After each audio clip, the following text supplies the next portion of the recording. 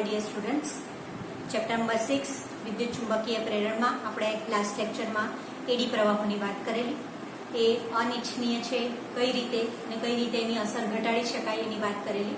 હવે આપણે જાણવાનું છે કે ટ્રાન્સફોર્મરના ગર્ભ ભાગમાં ઘુમરી પ્રવાહોની અસરને આપણે કઈ રીતે ઘટાડી શકીએ અને ત્યાર પછી એના ઉપયોગો જોવાના છે। બરાબર, તો શરૂ કરીએ આજનો લેક્ચર નંબર 7।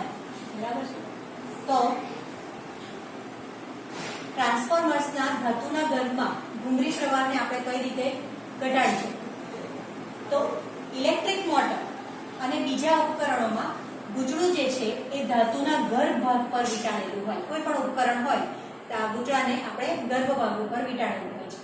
ઘુમરી પ્રવાહો અનિચ્છનીય છે, એ ઉપયોગી તો છે જ નહીં, તો અવમંદિત કરે ગતિને, એટલે કારણ કે તેઓ ગર્ભને શું કરે છે? ગરમ કરે છે। ઘુમરી પ્રવાહો વધારે પ્રમાણમાં ઉત્પન્ન થાય એડી પ્રવાહ, તો ગર્ભ જે છે જેના ઉપર વીંટાળેલું છે ગૂંચળું તે ગરમ થાય અને ઉષ્મા ઉર્જાના સ્વરૂપમાં વિદ્યુત ઉર્જાનો વ્યય કરે છે। એટલે ધાતુનો ગર્ભ બનાવવા માટે શું કરવામાં આવે? તો કે ભાઈ ધાતુના આવરણોનો ઉપયોગ કરીને ઘુમરી પ્રવાહોને ઘટાડી શકાય। જો ગર્ભને સામાન્ય રીતે બનાવેલો હોય તો ઘુમરી પ્રવાહ ઉત્પન્ન થશે અને ઉષ્મા ઉર્જા અને વિદ્યુત ઉર્જાનો વ્યય થશે। જ્યારે ધાતુનો ગર્ભ બનાવવા માટે ધાતુના આવરણનો ઉપયોગ કરવામાં આવે, એટલે કે એકબીજા ઉપર મૂકેલા, કે દાખલા તરીકે આ પહેલું આવરણ, આ બીજું આવરણ, આ ત્રીજું આવરણ, બરાબર?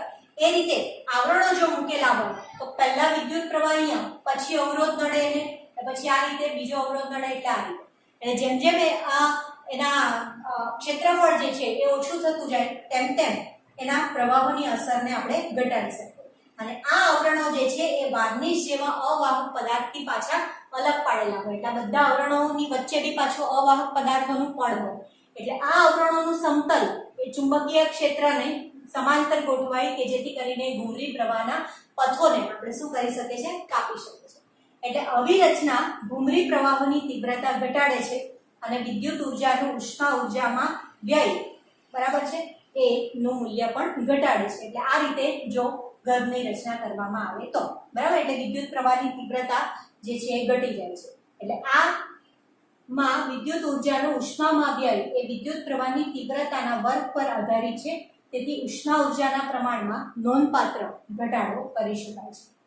બરાબર, એટલે એ જે ઉત્પન્ન થાય છે ઉષ્મા ઉર્જા, એમાં નોંધપાત્ર આપણે ઘટાડો કરી શકીએ। હવે આપણે ઘુમરી પ્રવાહના ઉપયોગો વિશે વાત કરવાની છે। પહેલો ઉપયોગ છે, આ ખૂબ અગત્યનું, કારણ કે પરીક્ષામાં પૂછાય છે એડી પ્રવાહના 4 ઉપયોગો જણાવો, બરાબર છે? તો પહેલું છે ટ્રેનમાં મેગ્નેટિક બ્રેકિંગ। તમે શક્તિશાળી ચુંબકો કેટલીક વિદ્યુત સંચાલિત ટ્રેનમાં પાટાઓની ઉપર સ્થિર હોય છે। હવે વિદ્યુત સંચાલિત જે ટ્રેન હોય મોટા મોટા દેશોમાં વિદ્યુત સંચાલિત પાટાઓ, બરાબર છે, પાટાઓ જેની ઉપર શક્તિશાળી ટ્રેન ચાલે તે, તો પ્રબળ વિદ્યુત ચુંબકો એ વિદ્યુત સંચાલિત ટ્રેનમાં પાટાઓની ઉપર, બરાબર છે, સ્થિર હોય છે, એટલે કે પાટાઓની ઉપર આપણે વિદ્યુત ચુંબકોને મૂકેલા હોય છે। એટલે જ્યારે વિદ્યુત ચુંબકો સક્રિય થાય ત્યારે ટ્રેનમાં પ્રેરિત ઘુમરી પ્રવાહ ટ્રેનની ગતિનો વિરોધ કરે છે, બરાબર? આ ચુંબકો જ્યારે સક્રિય થાય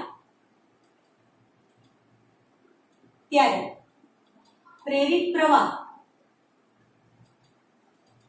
ટ્રેનની ગતિને અવરોધે છે। એડી પ્રવાહ, પ્રેરિત પ્રવાહ એટલે એડી પ્રવાહ જે ઉત્પન્ન થાય તે, બરાબર? એટલે ટ્રેનમાં પ્રેરિત ઘુમરી પ્રવાહ ટ્રેનની ગતિનો વિરોધ કરે અને એમાં કોઈ યાંત્રિક જોડાણ ન હોવાથી બ્રેકિંગ અસર ઝટકા રહિત હોય છે। યાંત્રિક જોડાણ નથી તેથી, બરાબર છે, યાંત્રિક જોડાણ ન હોવાને કારણે, બરાબર છે, બ્રેકિંગ અસર જે છે અસર કેવી છે? ઝટકા રહિત છે, એકદમ સ્મૂથ બ્રેક લાગે, બરાબર? તો એવી ટ્રેનમાં મેગ્નેટિક બ્રેકિંગ જેને કહેવામાં આવે, બરાબર? વિદ્યુત સંચાલિત ટ્રેન હોય, ટ્રેનમાં બરાબર પાટાઓ ઉપર આ શક્તિશાળી વિદ્યુત ચુંબકો જે છે એ મૂકેલા હોય છે, બરાબર? ચુંબકો સક્રિય થાય એટલે પ્રવાહ ઉત્પન્ન થાય, પ્રવાહ ઉત્પન્ન થાય ટ્રેનની ગતિને અવરોધે અને યાંત્રિક જોડાણ નહીં હોવાને કારણે બ્રેકિંગ જે છે એ ઝટકા રહિત હોય છે। બીજું છે વિદ્યુત ચુંબકીય અવમંદન। તો કેટલાક ગેલ્વેનોમીટરમાં બિનચુંબકીય ધાતુની સામગ્રીમાંથી બનેલો સ્થિર ગર્ભ હોય છે. જ્યારે ગૂંચળું દોલન કરે છે ત્યારે ગર્ભમાં ઉત્પન્ન થયેલ ઘુમરી પ્રવાહો ગતિનો વિરોધ કરે છે અને ગૂંચળાને ઝડપથી સ્થિર સ્થિતિમાં લાવે છે. બરાબર, એટલે ગેલ્વેનોમીટરમાં શું હોય કે બિનચુંબકીય વિદ્યુત ચુંબકીય અવમંદન જેને કહેવામાં આવે, તો એમાં એમ કહે છે કે ગેલ્વેનોમીટરમાં બિનચુંબકીય ધાતુની સામગ્રીમાંથી બનેલો સ્થિર ગર્ભ હોય છે. બરાબર, એટલે ગેલ્વેનોમીટરમાં જે ગર્ભ હોય છે એ કેવો છે? બિનચુંબકીય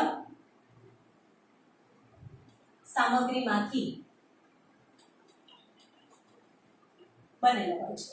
બરાબર છે, અને એમાંથી બનેલો હોય અને જેમાં જ્યારે ગૂંચળું દોલન કરે તો ઘુમરી પ્રવાહો ગતિનો વિરોધ કરે અને ગૂંચળાને ઝડપથી સ્થિર સ્થિતિમાં લાવી દે. એટલે ગૂંચળું જે છે ઝડપથી સ્થિર સ્થિતિમાં આવી જાય છે. બરાબર, ત્યાર પછી ત્રીજું જે છે પ્રેરણ ભઠ્ઠી. તો ઇન્ડક્શન ફર્નેસના ઉપયોગથી ઉચ્ચ તાપમાન ઉત્પન્ન કરીને ઘટક ધાતુઓને પીગાળીને મિશ્ર ધાતુ તૈયાર કરી શકાય. જે ધાતુઓને ઓગાળવાની હોય તેની આસપાસ વીંટાળેલ ગૂંચળામાંથી એક ઉચ્ચ આવૃત્તિવાળો ઓલ્ટરનેટિંગ પ્રવાહ પસાર કરવામાં આવે છે. ધાતુઓમાં ઉત્પન્ન થતા ઘુમરી પ્રવાહો તેને પીગાળી શકે તેટલા ઊંચા તાપમાનો ઉત્પન્ન કરે છે. હવે પ્રેરણ ભઠ્ઠીમાં કઈ રીતે ઉપયોગી છે? તો ઇન્ડક્શન ફર્નેસના ઉપયોગથી આપણે ઘટક ધાતુઓને પીગાળીને મિશ્ર ધાતુ તૈયાર કરે અને જે ધાતુઓને ઓગાળવાની હોય, બરાબર છે, પ્રેરણ ભઠ્ઠી છે એટલે ધાતુઓને ઓગાળવાનું કામ કરે, તો ઓગાળવાની હોય તેના આસપાસ ગૂંચળામાંથી એક ઉચ્ચ આવૃત્તિવાળો ઓલ્ટરનેટિંગ કરંટ જે છે પસાર કરવામાં આવે. એટલે ધાતુઓમાં ઉત્પન્ન થતા ઘુમરી પ્રવાહો, બરાબર, તેને પીગાળવાનું કામ કરે છે. એટલે ઘુમરી પ્રવાહો જે ઉત્પન્ન થાય છે તે ધાતુઓને પીગાળવા માટે, બરાબર છે, સમર્થ છે. એટલે આ એના ઉપયોગો છે કે ધાતુઓને પીગાળી શકાય પ્રેરણ ભઠ્ઠીમાં ઘુમરી પ્રવાહોની મદદથી. ગૂંચળાને ઝડપથી સ્થિર સ્થિતિમાં લાવવા માટે પણ ઘુમરી પ્રવાહો ઉપયોગી છે. બ્રેકિંગ અસર ઝટકા રહિત એટલે કે ટ્રેનમાં સ્મૂથ બ્રેક મારવા માટે પણ આ ઘુમરી પ્રવાહો જે છે ઉપયોગી છે. અને છેલ્લું જે છે એ electric power meter. Electric power મીટરમાં ધાતુની તકતી ઘુમરી પ્રવાહોને કારણે ફરે છે. ગૂંચળામાં બદલાતા પ્રવાહો દ્વારા ઉત્પન્ન ચુંબકીય ક્ષેત્રો દ્વારા તકતીમાં વિદ્યુત પ્રવાહો પ્રેરિત કરવામાં આવે છે. હવે જો જે મીટર જે છે ઇલેક્ટ્રિક પાવર મીટર, એમાં ધાતુની તકતી એ આ પ્રવાહને લીધે ફરે છે. જે એડી પ્રવાહો ઉત્પન્ન થાય છે તે શેમાં? Electric power meter. ધાતુની તકતી જે છે એ એડી પ્રવાહોને લીધે ફરે છે. એટલે ગૂંચળામાં બદલાતા પ્રવાહો દ્વારા ચુંબકીય ક્ષેત્ર ઉત્પન્ન થાય. તકતી પ્રવાહને લીધે ફરે છે, પ્રવાહ જેટલી વાર બદલાય તેથી ચુંબકીય ક્ષેત્રો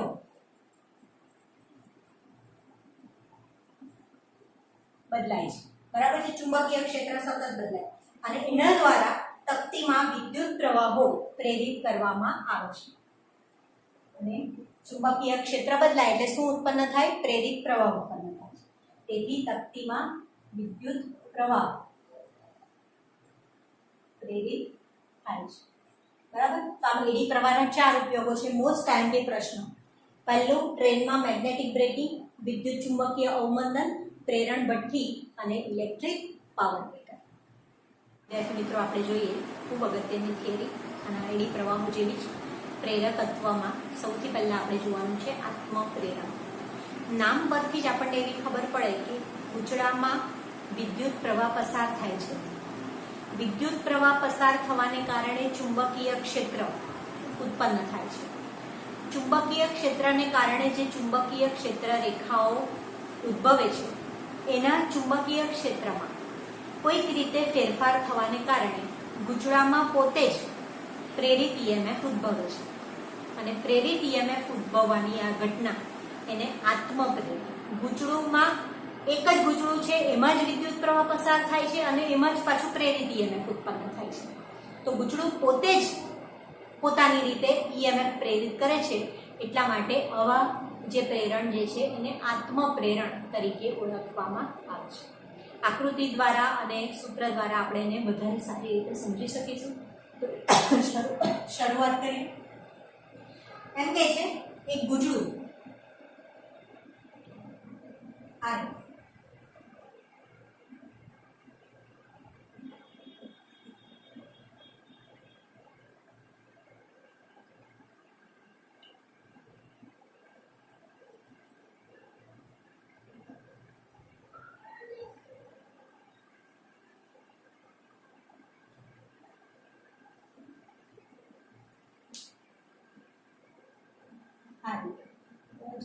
પ્લસ થી માઇનસ અને આની ચુંબકીય ક્ષેત્ર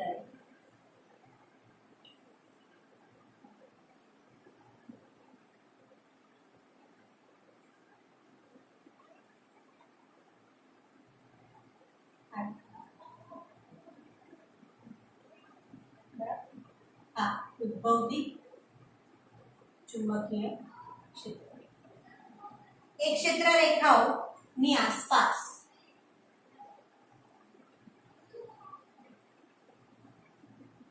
આપણે નીચે જે દર્શાવીએ છીએ બરાબર એ વિદ્યુત પ્રવાહની દિશા આપણે દર્શાવીશું બરાબર.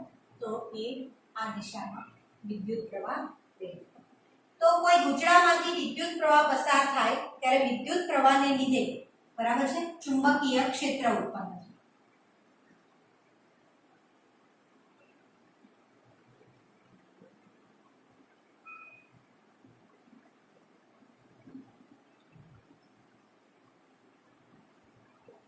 પસાર થાય ત્યારે એમાં ચુંબકીય ક્ષેત્ર ઉત્પન્ન થાય છે અને ગુચડું પોતે જ એક ચુંબક તરીકે વર્તે છે બરાબર છે. એટલે વિદ્યુત પ્રવાહ પસાર થાય છે એટલે ચુંબકીય ક્ષેત્ર ઉત્પન્ન થાય અને ચુંબકીય ક્ષેત્ર ઉત્પન્ન થાય છે એટલે કે ગુચડું પોતે જ એક ચુંબક તરીકે વર્તે છે બરાબર. અને આ સ્થિતિમાં ગુચડાના પોતાના ચુંબકીય ક્ષેત્રની ક્ષેત્ર રેખાઓ ગુચડા સાથે જ સંકળાયેલી હોય છે. તેથી ગુચડા સાથે તેના જ ચુંબકીય ક્ષેત્રની ચુંબકીય ક્ષેત્ર રેખાઓ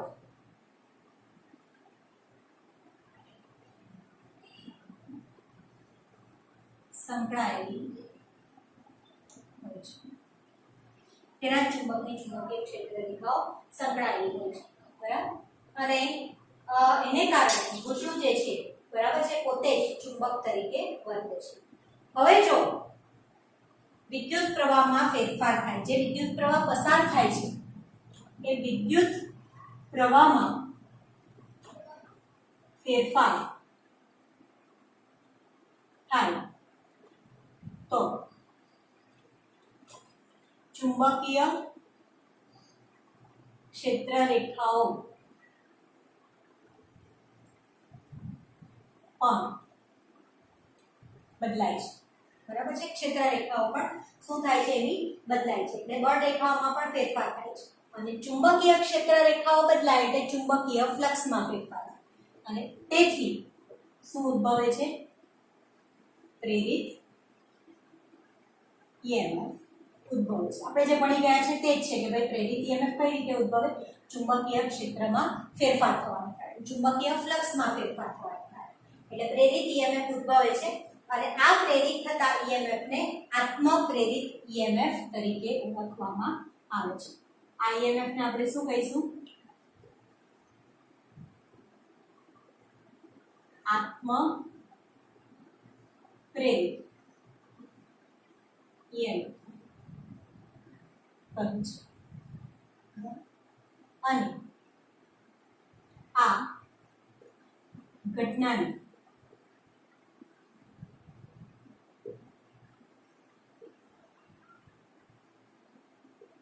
આત્મપ્રેરણ કહે છે એટલે એને આત્મપ્રેરિત EMF તરીકે ઓળખવામાં આવે, જાતે જ ઉદ્ભવે છે એટલા માટે, અને એ ઘટનાને આપણે આત્મપ્રેરણ તરીકે ઓળખવામાં આવે છે. બરાબર, આ એની વ્યાખ્યા છે. ગુંચળું પોતે જ ચુંબકીય ક્ષેત્ર ઉત્પન્ન કરે અને એના પોતાનામાં જ EMF ઉત્પન્ન થાય. બરાબર, હવે ધારો કે ગુંચળામાં આંટાઓની સંખ્યા આપણે ધારી લઈએ કે n છે, જે ગુંચળુંની આપણે વાત કરીએ છીએ તે. ગુંચળામાં આંટાઓની સંખ્યા n1 અને દરેક આંટા સાથે સંકળાયેલ ચુંબકીય ફ્લક્સ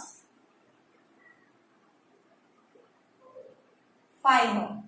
બરાબર છે, તો કુલ ફ્લક્સ કેટલું ગુંચળા સાથે સંકળાયેલું હું લખી શકું n phi. બરાબર, એક આંટા સાથે સંકળાયેલું ફ્લક્સ phi, તો એવા n સાથે કેટલું n * phi જેટલું સંકળાયેલું. બરાબર છે, એ કુલ ફ્લક્સ છે. અને આ કુલ ફ્લક્સ એ તેમાંથી પસાર થતા વિદ્યુત પ્રવાહના સમપ્રમાણમાં છે. સ્વાભાવિક છે, વિદ્યુત પ્રવાહ ફેરફાર થાય તો ચુંબકીય ફ્લક્સમાં ફેરફાર થાય. તેથી આપણે લખી શકીએ કે આ કુલ ફ્લક્સ એ I ના સમપ્રમાણમાં છે. આપણે લખી શકીએ n phi proportional to I. એટલે હું લખીશ n phi બરાબર L into I. આ L જે છે એ સપ્રમાણતાનો અચળાંક છે. બરાબર છે, આપણે ઉમેરેલો છે. અને આ L ને ગુંચળાનું આત્મપ્રેરકત્વ તરીકે ઓળખવામાં આવે છે. સમીકરણ 1 માં જે L છે એમાં L ને આત્મપ્રેરકત્વ કહે છે. ગુંચળાનું આત્મપ્રેરકત્વ. બરાબર છે, L સપ્રમાણતાનો અચળાંક છે. તો L ને ગુંચળાનું આત્મપ્રેરણ તરીકે પણ ઓળખવામાં આવે છે. એટલે એકમ વિદ્યુત પ્રવાહ દીઠ, હવે જો આમાં L ને કરતા બનાવો તો L બરાબર n phi ના છેદમાં I થાય. L ને કરતા બનાવીએ તો આપણે લખી શકીએ કે એકમ વિદ્યુત પ્રવાહ દીઠ ગુંચળા સાથે સંકળાયેલ કુલ ફ્લક્સ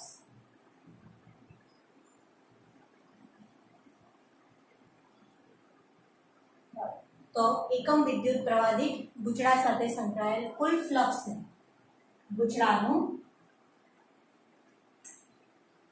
આત્મપ્રેરકત્વ કહે છે.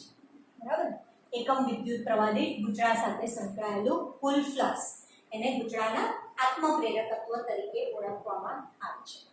સમીકરણ 1 છે. સમીકરણ 1 નું આપણે શું કરીએ, સમય t ની સાપેક્ષે વિકલન.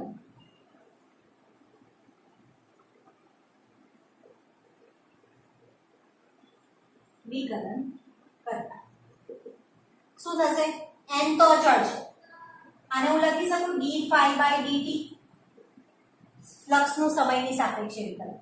L પણ અચળ છે, I નું સમયની સાપેક્ષે વિકલન di by dt. n d phi by dt બરાબર L into di by dt. બરાબર, આત્મપ્રેરણની ઘટના છે અને એમાં n d phi by dt બરાબર L into di by dt. આપણે આત્મપ્રેરિત EMF ની વ્યાખ્યા લખીએ. વ્યાખ્યા પરથી આત્મપ્રેરિત EMF બરાબર છે, તો એનું મૂલ્ય કેટલું થાય, E બરાબર -n d phi by dt. આપણે સમીકરણ પ્રમાણે આપણે એને લખી શકીએ. અને આ આત્મપ્રેરિત EMF ને બેક EMF તરીકે પણ ઓળખવામાં આવે છે. E is equal to -n d phi by dt.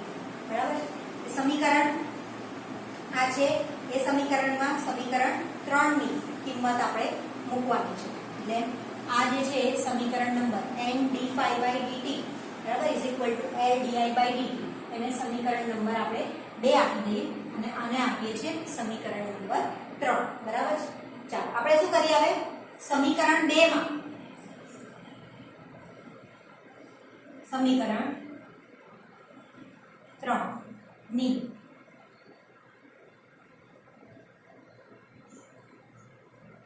કિંમત મૂકતા બરાબર તો શું થશે E ઇઝ ઇક્વલ ટુ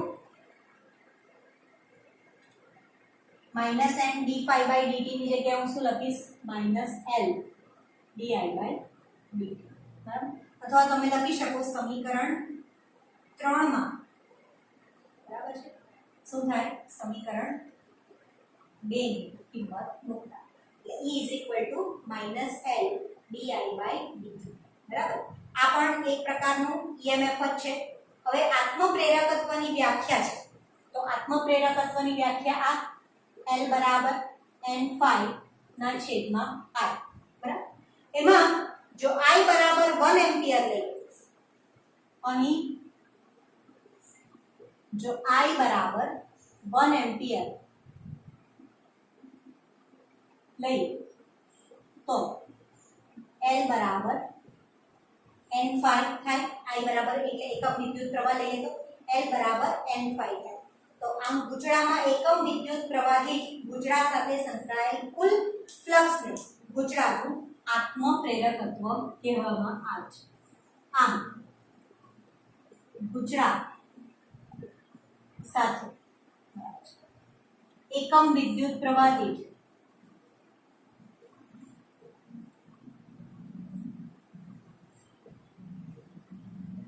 ગુચડા સાથે સંકળાયેલ કુલ ચુંબકીય ફ્લક્સ એકમ વિદ્યુત પ્રવાહથી ગુચડા સાથે સંકળાયેલ કુલ ફ્લક્સ આપણે શું કહીશું ગુચડાનું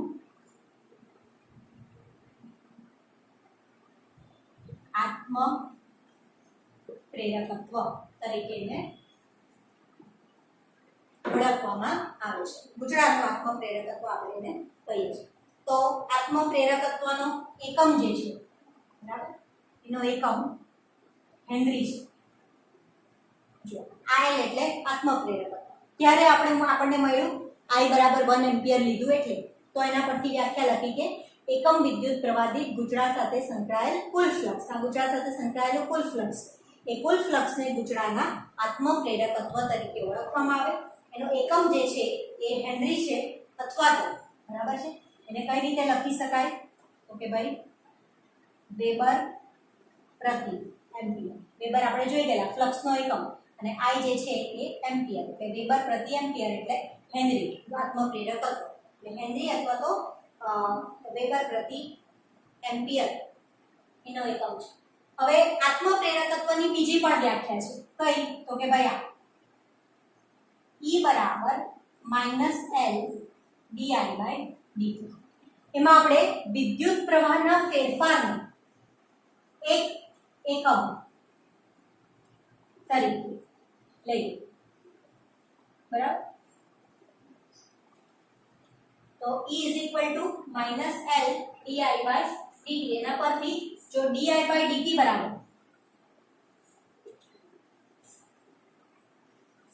બરાબર 1 એમ્પિયર પ્રતિ સેકન્ડ લઈએ બરાબર છે di/dt = 1 એમ્પિયર પ્રતિ સેકન્ડ લઈએ બરાબર આનું મૂલ્ય 1 લઈએ તો E બરાબર કેટલું થાય માઈનસ એટલે આના પરથી પણ આપણે આત્મપ્રેરકત્વની વ્યાખ્યા લઈ શકીએ અને આના ઉપરથી તો આપણે આત્મપ્રેરકત્વની વ્યાખ્યા આપી છે એટલે આ પહેલી વ્યાખ્યા નંબર 1 અને પેલી જે છે વ્યાખ્યા નંબર 2 આપવાની છે કે પરિપથમાં વિદ્યુત પ્રવાહના ફેરફારમાં એકમ દર દીઠ ઉત્પન્ન થતા આત્મપ્રેરિત EMF ને પરિપથનું આત્મપ્રેરકત્વ તરીકે ઓળખવામાં આવે છે. પરિપથમાં વિદ્યુત પ્રવાહના એકમ વિદ્યુત પ્રવાહ દીઠ, બરાબર છે, વિદ્યુત પ્રવાહ જે છે એના ફેરફારના એકમ દર દીઠ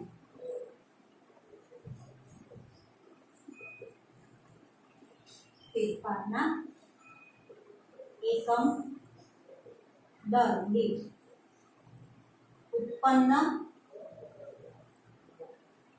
વિદ્યુત પ્રવાહના ફેરફારના એકમ દર દીઠ ઉત્પન્ન થતા, બરાબર છે, આત્મ પ્રેરિત EMF ને, બરાબર છે, શું કહેવામાં આવે? ગૂંચળાનું આત્મ પ્રેરકત્વ, આત્મ પ્રેરિત EMF એટલે એકમ વિદ્યુત પ્રવાહ દીઠ ઉત્પન્ન થતા આત્મ પ્રેરિત EMF ને ગૂંચળાના આત્મ પ્રેરકત્વ તરીકે ઓળખવામાં આવે છે. અને એનો એકમ અહીંયા પણ હેનરી તો થશે જ, આપણે એને h વડે પણ લખી શકીએ, ઓર L બરાબર E છે, બરાબર છે, EMF એટલે આપણે શું લખી શકીએ?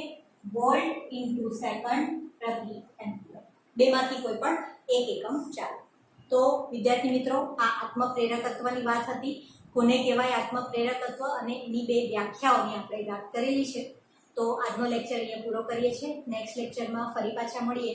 ત્યાં સુધી good bye, take care and thank you so much.